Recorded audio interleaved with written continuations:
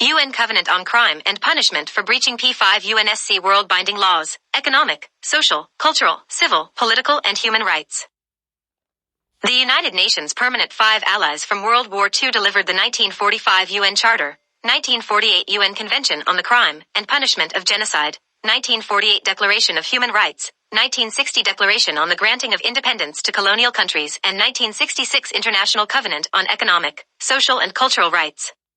These binding world laws were made post-World War II to build a better world. At this time there are grievous violators all over the world, and many are in full colonial mode. The UNSC P5 fund 59% of the peacekeeping missions around the world. China won protection for civilians in armed conflict 1998. Russia in 1960 saved thousands of minority women through the abolishment of enfranchisement. Russia led the charge on ending colonialism. France authored the Declaration of Human Rights 1948. France cemented the rights of the working class citizen.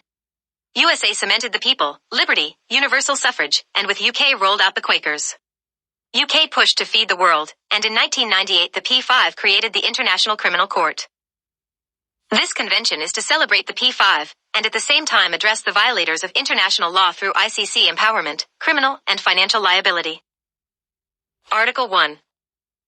International Criminal Court empowerment must occur when UN General Assembly states are found to have gross violations of the UN Charter, the crime of genocide, children's atrocities, gross violations of economic, social, cultural, civil, and political rights.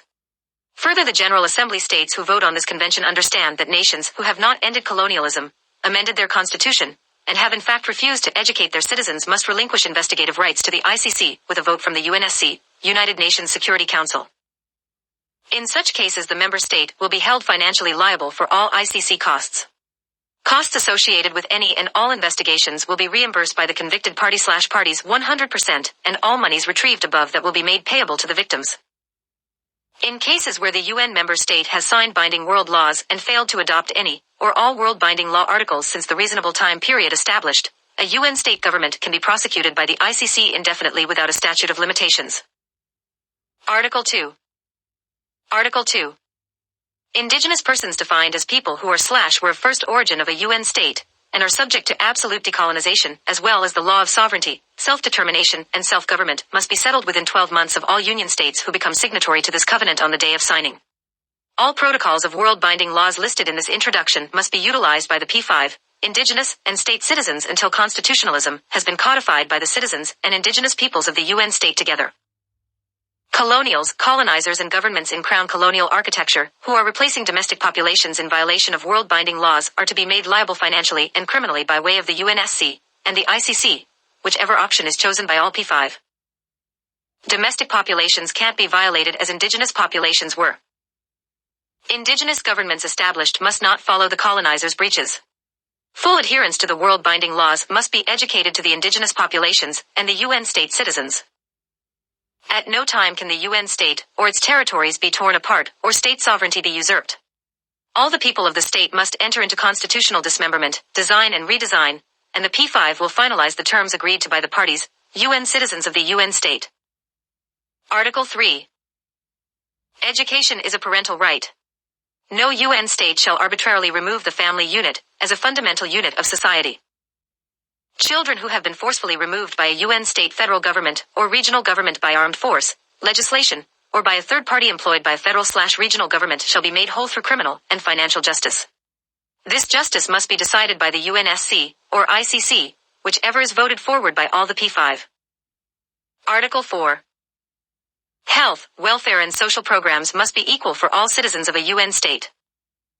Colonial models differentiating and segregating any peoples on health, welfare, and social programs including indigenous must be within 12 months be assessed by the economic and social organ of the UN. Detailed reports on violations of any peoples in binding world laws must be turned over to the UNSC annually and paid for by the UN state in violation. The offenders will suffer financial liquidation to repay all parties, including the UN state citizens and victims. The UNSC shall vote on the binding remedy or turn over the results to the ICC.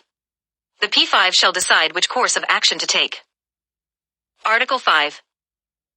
Economic hardship of any UN state citizens, including indigenous, due to class structure, colonial systems, and by the UN state government violating binding world laws must be assessed according to the historic UN state's average standard of living, unemployment rate, education level, land access and cost of living. Access to food, water, resources, land fertility and development will also be measured. All reports must be completed by the social and economic organ of the UN. These reports must be done annually, and the UNSC and ICC can arbitrarily seek financial compensation by the UN state violator. The P5 can impose sanctions, embargoes, military intervention, and arrest of perpetrators should results show a gross violation of any people's under human rights binding world laws. The P5 can also impose constitutional amendments or redesign where needed as per binding world laws. Article 6. National languages in former and current colonial states whom did not get legal independence from colonials, colonizers, or the colonizers must protect, nurture and foster all indigenous peoples' languages to the same level as the national languages. A detailed report on progress will be submitted to the UNSC every 12 months by all colonial states with indigenous populations. A list of indigenous leaders in all languages and cultures will be provided for contact and confirmation to the UNSC. Any false reporting will be subject to the UNSC or the ICC. The P5 will determine. All financial costs will be assumed by the violating UN state. Criminal prosecution to follow with the violators. Article 7. Education and culture are one and the same. No indigenous persons can be deprived of their culture. Education measured by the UN state's education system will be made available to the indigenous populations. If economically the indigenous populations are not able to meet the conditions of the colonial UN state systems, a land settlement must be reached. Resources must be turned over to the indigenous population's direct control. Article 8. UN states must not divide peoples into race, class, religion or sex. Under this covenant, all state parties agree that colonialism is outlawed because of the Great Colonial Wars I and II. The P5, Russia, USA, China, France and UK are to end all current violators of international binding laws. No state can name Russia, USA, France, UK or China in their defense of colonial acts outlawed today. Today, on the anniversary of August 15, 1945, the victorious Allies undertook a great service to the peoples of this world. They strove to correct the many wrongs of the past. They strove to ensure that all peoples of the world were released from the tyranny of colonialism. The remaining allies had great success in working toward this goal. Many colonial countries agreed and were bound by signing the United Nations agreements. All made promises to follow through with the signings, and many did. Some did not and continue to run their countries in the old colonials' way. They did not follow through on their promise. They did not release their people from the tyranny of colonial rule. The remaining allies created rights for the people of this world that are still ignored to this day by some governments. These countries continue to treat their peoples as serfs or enact colonial genocide. It is time again for the 5 victorious allies to again take action.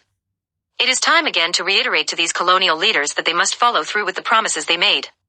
It is time again for the allies to hold them accountable for the lack of action on the promises made by past leaders. Recognizing that the people under colonialism are again asking for assistance, and for the United Nations guaranteed rights granted to the world, that this resolution must be passed by UN state majority. With great power comes great responsibility. The United Nations was created to bring peace and security to our world. The P5 members, China, Russia, UK, USA and France, have shown the world that they take their role and their responsibilities very seriously. Through this resolution, we reaffirm the many great achievements the P5 members have accomplished. They continue to exemplify what is possible when we truly work together while respecting each other's differences. To be presented in UNSC August 16, 2021, on the day after absolute surrender of colonialism 76 years ago. * adoption date to be determined by the sponsoring P5 nations.